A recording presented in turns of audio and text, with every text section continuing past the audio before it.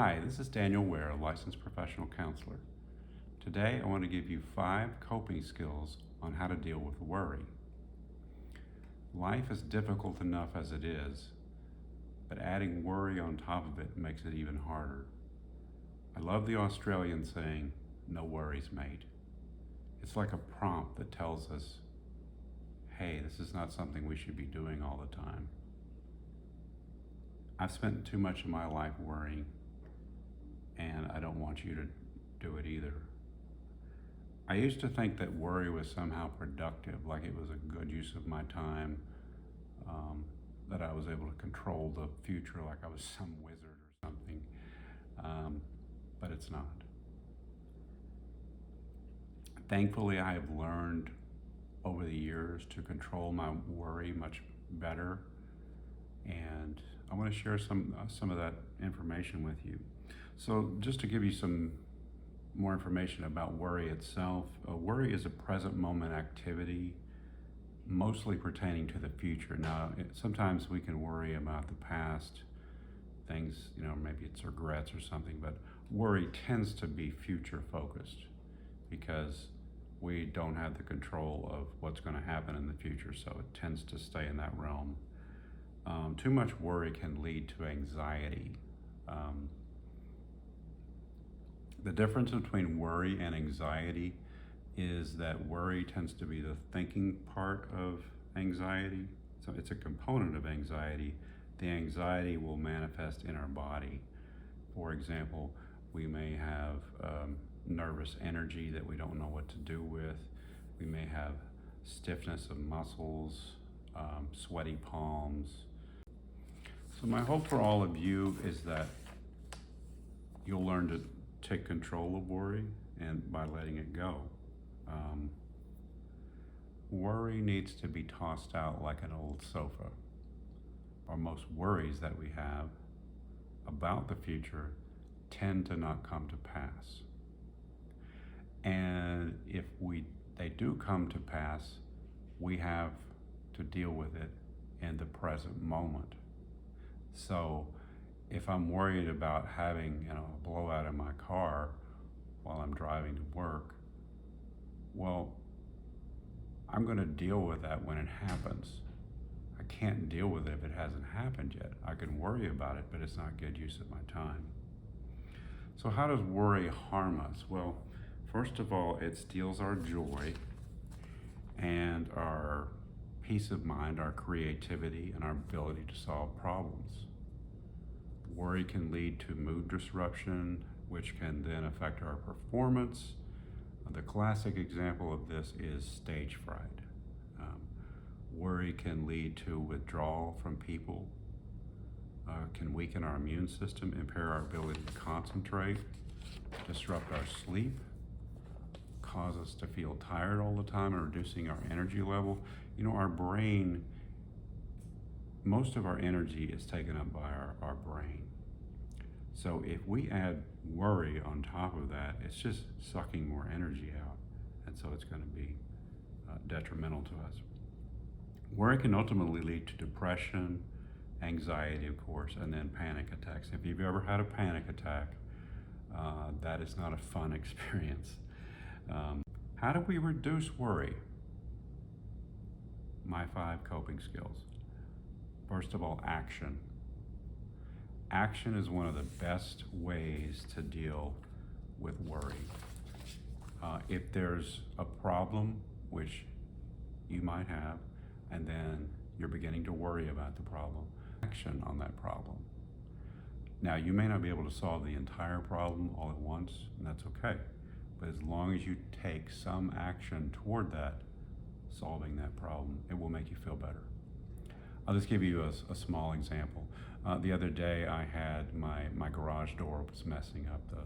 The rollers were coming out of the channels, and my garage door was starting to look like an accordion. And so worry started kicking into my mind of, oh, what if my garage door messes up even worse? What if it won't close? What if my garage door gets stuck in one position, I can't close it, and it's open all night, somebody comes in and steals my stuff? Or what if I start fixing it and I mess it up really bad and then I can't close it at all. That's how worry works. It cycles and then sometimes it ramps up like that. Let me know if you can identify with that. But anyway, what I ended up doing is I got online, I looked up how to fix the garage door, watched a few videos. I felt comfortable after watching those videos. Went to the hardware store, bought $9 worth of parts, came back home, repaired the garage door in 15 minutes. It's working great now. So I felt really good about myself. I felt like, wow, this wasn't hard. And I had to pay somebody, it would have cost me a whole lot more.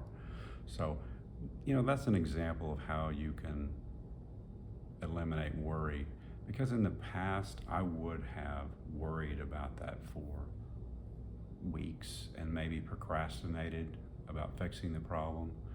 But as I've gotten better about handling worry, I tend to take more action. When I start having worries, it sort of spurs me on into taking some type of action on solving the problem. Number 2 is limiting our social media and news exposure. The news tends to have a negative bias. Most of the news, if you sat around and watched it all day, it's going to be negative, and so that's going to have a negative effect on us. So we may need to take breaks from the news and social media because of the way it affects us. Number 2 is to challenge your negative thoughts. Challenge some of those worries that you may have. You can even keep a journal and write down the worries that you may be having. A journal is a great way because you're putting something that's up here that you may not always be aware of, and you're putting it on paper, and it makes you become more aware of the actual worry that you're having.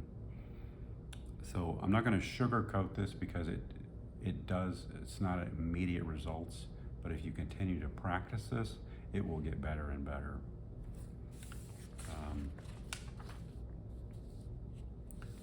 Another coping skill is, of course, exercise. I know this is talked about so much, but now they're finding that exercise is just as effective as a lot of medications in dealing with, depression and anxiety. So definitely incorporate some type of exercise for yourself. Of course, talk to your doctor. I had to say that. But whatever fits you in exercise, whatever that may, if it's yoga or if it's running or if it's cycling, whatever it is, whatever fits you, do that. Do something that you want to do. That's my advice on exercise.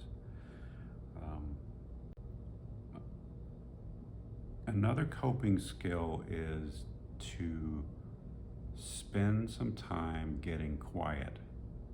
So find a place in your house that's quiet, that you're not going to be disturbed, and then you become quiet for a period of about 10 minutes, 10, maybe 15, depending on what you're comfortable with.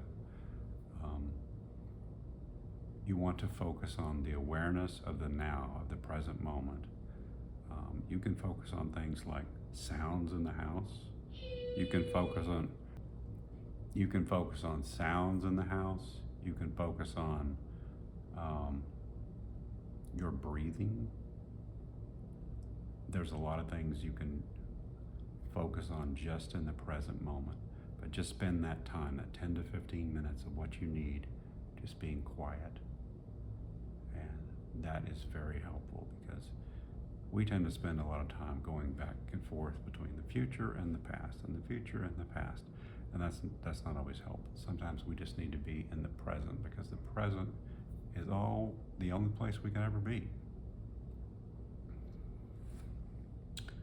Okay, another one is music.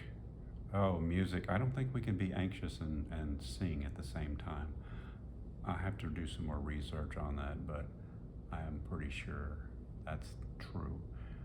Music will put us in a different frame of mind, especially if you got a nice playlist that you like, or If you like to sing, even if you don't sing well, singing it's a different part of the brain than anxiety is, or worry, and so that is another coping skill you can use.